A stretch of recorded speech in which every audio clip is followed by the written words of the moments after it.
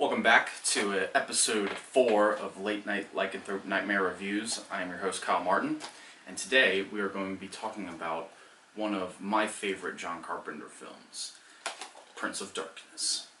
Directed by John Carpenter, written by John Carpenter, but he used a pseudonym, Martin Quatermass. This movie is about metaphysics, and if that's not complicated enough, then just wait for the rest of the 95 minutes of this movie. It's one of those movies that you watch and you're just like, what the hell did I just watch right now? Like, what just happened? And you can watch this movie over and over and over again and you still don't really know like what has happened. And there's a basic plot and you can follow it all the way through and you can enjoy it as it is, but like, you're still like, man, I really don't know what this movie is about, but it's so good, it's so great, and Carpenter nails it, man. This movie starts out with a priest dying, and he leaves a key behind, and Donald Pleasance's character, Father Loomis, discovers this key, and he discovers that it is a key to a basement in this church in downtown Los Angeles, and he goes and he finds this giant container of green liquid that may contain the Antichrist. And it has been kept secret for hundreds of years by the Brotherhood of Sleep, which is this like subdivision of these priests. And they are in charge of keeping this liquid locked up forever. And so Donald Pleasance, he goes to Victor Wong, who is a professor at USC, and he asks for his help to study this liquid to find out what exactly that it is. And so Victor Wong takes his grad students and they go and study this liquid, and one by one they end up becoming possessed. It just goes to 11 from there, man. And this movie is insane. I don't want to spoil this movie because I feel like not many people have seen it, so I really want you all to go watch this movie. It's nuts, it's bonkers, but it works because it is the simple premise of science, religion, and what's the middle ground in between there. That's where this movie plays with. It takes all the aspects of science that proves that, you know, what is real and what's not, and it takes all of the aspects of religion, of faith, and you know what is real and what's not based on your faith, and it plays with that in that middle ground. And that's why this movie works so well, because Carpenter is such a master at directing and writing, where he can play with those philosophical ideas in a horror movie. This movie is still scary and it still like creeps you out. That's what's great about Carpenter's directing, is that he doesn't need to give you jump scares. He just knows where to place the camera, and now he knows what music to put in at what time, just to creep you out enough where you're just on the edge of your seat the entire time. But he also makes you think as well. Is this the Antichrist? Is this not? Are these people just going insane? Like, what are these hobos doing outside? Is Donald Pleasance just going crazy? And this movie just is so well directed and so well acted and so well edited. And the music in this movie is perfect. The acting in this movie is great. I mean, we got Jameson Parker, who's our lead, and he's just kind of like your everyday man, but he's also, you know, like a biologist.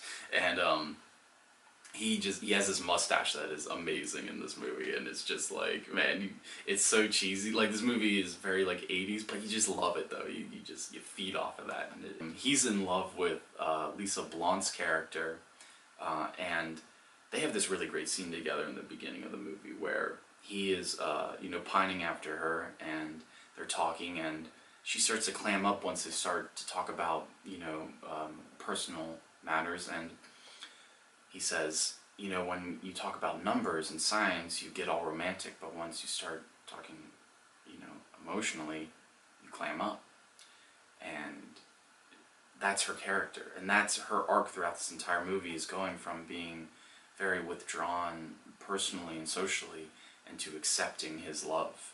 It's just one of those movies that just gets under your skin, and you keep thinking about it afterwards. You'll be thinking about this movie for days afterwards of what it actually means, and you keep just going back and watching it because it's so well done.